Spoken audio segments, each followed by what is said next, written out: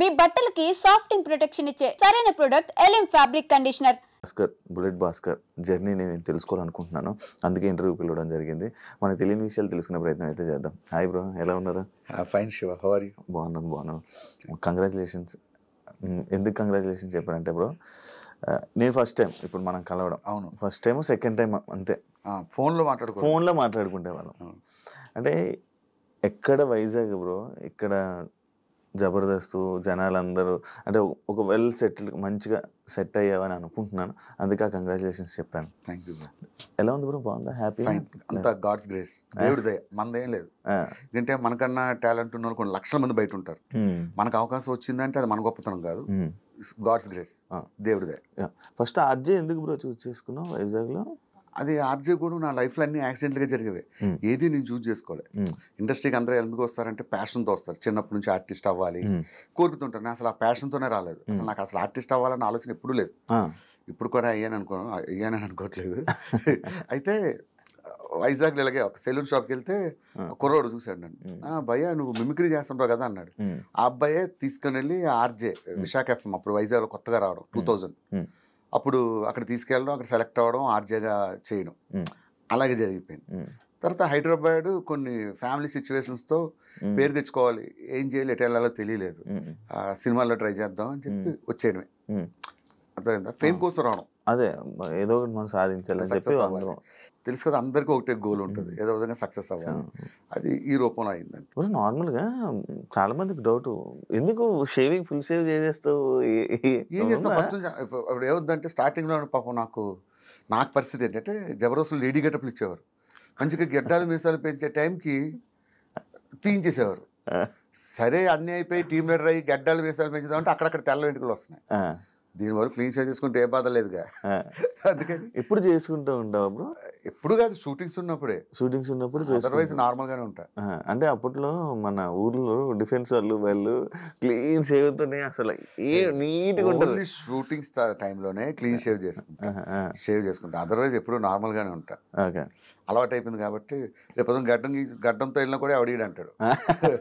నాకు చాలా ఇష్టం మీలాగా, మిమ్మల్ని అందరూ చూసినట్టు చాలా ఏర్స్ వస్తుంది. నేను మీసాలు గడ్డాలు పెంచినా బాగుంది అనుకుంటా, కానీ ఇప్పుడు నేను చూడలేదు బ్రో. ఎప్పుడు చూడలేదు. ట్రై చేస్తా నెక్స్ట్. ఒకసారి మంచిగా ట్రై చేద్దాం బ్రో. అప్పట్లో నరేష్ని నువ్వే తీసుకొని రావడం, చాలా మంది తీసుకొచ్చావు కదా. మనం చెప్పకూడదు, వాళ్ళు చెప్పాలి. మనం తీసుకొచ్చామని తర్వాత ఇప్పుడు నేను తీసుకొచ్చాను అంటాను, వాడు ఏదో ఇంటర్వ్యూలో కూర్చుంటాడు, అసలు భాస్కర్ ఎవడో నాకు తెలియదు అంట. నేను ఎలా అవుతా? ఈ ట్రోలర్స్ కూడా రెండు పక్కన పెట్టి ఇది చేస్తారు. సో వాళ్ళందరూ టాలెంటెడ్ నాకు కనిపించారు, నేను ఎంకరేజ్ చేశాను. ఐఎమ్ నాట్ అ పర్ఫార్మర్, నేను మంచి పర్ఫార్మర్ ఏం కాదు, నేను ఒక లిమిటెడ్ ఆర్టిస్ట్. నరేష్ కానీ ఫైమా కానీ నా దగ్గర ట్రైన్ అయిపోయింది, సునామీ సుధాకర్ కానీ ఇలా చాలా మంది. వాళ్ళని చూసి వాళ్ళ మంచి టాలెంట్ ఉండేది, వాళ్ళని ఎట్లా మౌల్డ్ చేయాలని మౌల్డ్ చేశాను అంతే. అప్పట్లో డిజిటల్ మీడియాలో వైరల్ అయిన వాళ్ళని కూడా అప్పుడు మీరు తీసుకురావడం, మీరే ఫస్ట్ తీసుకొని రావడం. అది కూడా నా ఫోర్స్ ఏం కాదు, మా వాళ్ళు చెప్పేవారు డైరెక్షన్ డిపార్ట్మెంట్. ఈ వైరల్ అయిన వాళ్ళు ఎలా అంటారంటే ఆ క్షణమే లైఫ్లో రెండు ఉంటాయి, పెద్ద పేరు వచ్చాయి, కష్టపడి వచ్చి పేరు సంపాదించుకున్నాడు, వాడు లైఫ్ టైం ఉంటాడు. సడన్ గా పేరు వస్తుంది ఒక డైలాగ్తో, వాళ్ళని యూజ్ ఎంతరు మళ్ళీ తరతాలు కనబడరు. నేను చెప్పిన మా వాళ్ళు వినేవాళ్ళు కాదు. తీసుకురండి భాస్కర్ మీ స్కిట్లో పెట్టండి అంటే తీసుకొచ్చేవాడిని. వాళ్ళు ఒక ఎపిసోడ్ చేసేవారు, తర్వాత అడ్రస్ లేకుండా పోయారు.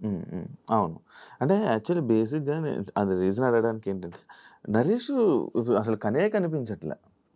అంటే అది ఎందువల్ల అంటే ఏమైనా అంటే గర్వం పెరిగా, లేకపోతే అవకాశాలు ఎక్కువ వస్తున్నాయి, ఫేమ్ ఎక్కువ వచ్చేసింది అని చెప్పి ఇదా, ఎందుకు సడన్ గా? యాక్చువల్గా వాడి గురించి ఓపెన్ గా చెప్పాలంటే వాడు చాలా కమర్షియల్. ఎంత కమర్షియల్ అంటే, అరే నరేష్ మా తాత చచ్చిపోయాడు రారా అంటే, అన్న పెట్రోల్ డబ్బులు ఒక 1000 రూపాయలు ఫోన్పే చేయన్న ఫస్ట్ అంటాడు. సొంత మా తాత చచ్చిపోయింది. సో వాడి మెంటాలిటీ, వాడి స్టేజ్ అలాంటిది. సో వాడిని అనడానికి ఏం లేదు. వాడు చాలా జాగ్రత్త పరుడు, వాడిని చూసి చాలా నేర్చుకోవాలి మనలాంటి వాళ్ళు.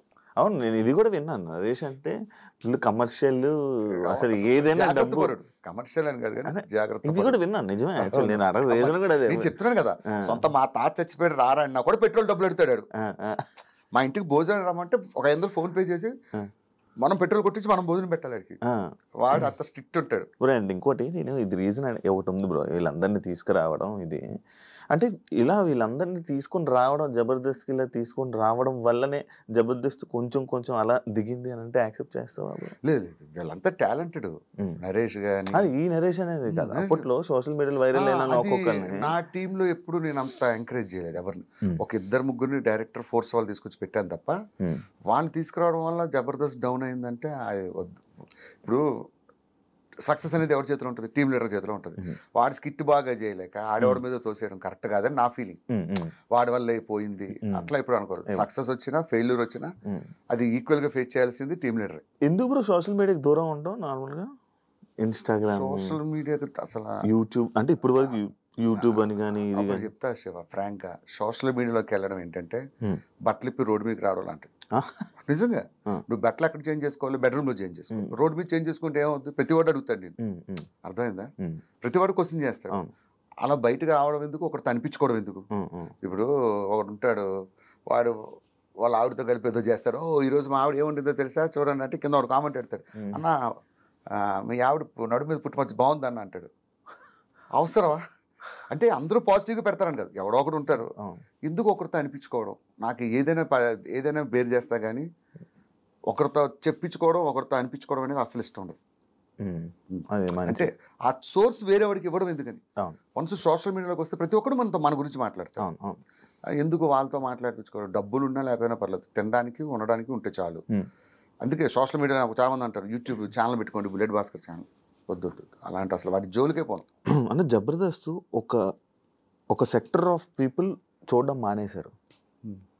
అసలు ఆ జబర్దస్త్ అయిపోయిందా టైం అయిపోయిందా అని చెప్పి మానేయడం జరిగింది. దాన్ని యాక్సెప్ట్ చేస్తావా? ఎందుకు రీజన్? 100% ఎవరైనా యాక్సెప్ట్ చేస్తారు, నేనే కాదు. అది మనం జబర్దస్త్ పని అయిపోలేదు, ఇది అయిపోయినా గొప్పగా చెప్పగలం. జబర్దస్త్కి ఇప్పటికీ మంచి ఫ్యాన్ బేస్ ఉంది. కాకపోతే సమ్ సెక్టర్ ఆఫ్ నువ్వు చెప్పినట్టు సమ్ ఏజింగ్ పీపుల్ కొంతమంది దూరం అయ్యారనే సంగతి కరెక్టే. అది ఇప్పుడు ఏంది శివ, ఇప్పుడు వచ్చి ఎన్ని సంవత్సరాలు అవుతుంది? 12 ఇయర్స్ నాన్ స్టాప్గా సక్సెస్ అవడమే ఒక గ్రేట్. నాకు తెలిసి ప్రపంచం మొత్తం మీద నాన్ స్టాప్గా 12 ఇయర్స్ కంటిన్యూగా రన్ అయిన షో ఒక్కటి చూపించు, ఎనీ వరల్డ్ ఎనీ ఛానల్, ఒక జబర్దస్త్ మాత్రమే. సో ఆటోమేటిక్గా డౌన్ఫాల్ అనేది దేనికైనా ఉంటుంది. కాకపోతే దీనికి 12 ఇయర్స్ తర్వాత కొంచెం వచ్చినందుకు మనం ఆనందించాలి. ఆర్పీ గురించి ఏం చెప్తావు బ్రో? మనకు వేరే వాళ్ళ విషయాలు. ఇప్పుడు నా సిస్టమ్ ఎలా ఉంటుందంటే, నేను ఒకటి గురించి మాట్లాడను, నా గురించి ఎవరైనా మాట్లాడితే చాలా దారుణంగా ఉంటుంది పరిస్థితి. అందుకైతే ఎవరి అభిప్రాయం వాళ్ళది, ప్రతి ఒక్కరిని గౌరవించాలి. ఇప్పుడు చంటన్ ఉన్నాడు, చంటన్ ఒకలా మాట్లాడతాడు, అది ఆయన అభిప్రాయం, నా అభిప్రాయం నాది. సో అసలు వేరే వాళ్ళ గురించి మనం మాట్లాడాలి. జబర్దస్త్ స్టార్టింగ్ అప్పటి నుంచి అంటే ఎప్పుడైతే మీరు ఉన్నారో స్టిల్ జబర్దస్త్లో ఉండిపోయారు. అవును, ఉన్న ఏకైక వ్యక్తి మీరే. నేనే.